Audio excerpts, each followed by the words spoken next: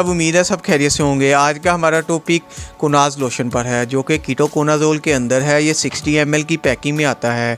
ये होता किस लिए है, इस पर बात कर लेते हैं। ये डैंड्रफ से रिलेटेड होता है। जो सिरोसिस होते हैं, जो ज़ख़म बन जाते हैं सर में, या खारिश होती है, या राउंड शेप में फंगस वगैरह बन जाए, तो ये एक कीटोकोनाजोल फार्मूलेशन है जो कि ख़ास तौर पर इसको ट्रीट करने के लिए बनाई गई है। ये कीटोकोनाजोल आप जानते होंगे, ये एटको लेबॉरेटरी बनाता है।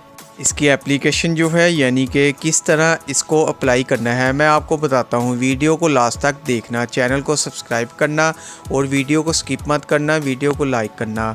कोनाज शैम्पू 60 ml की पैकिंग में है। ये एटको कंपनी इस मेडिसिन को बना रही है, तो इस प्रोडक्ट को आप हफ्ते में कम से कम 2 दफ़ा यूज़ करेंगे। जो इसकी रिकमेंड डोज़ है वो यही है, हफ्ते में 2 दिन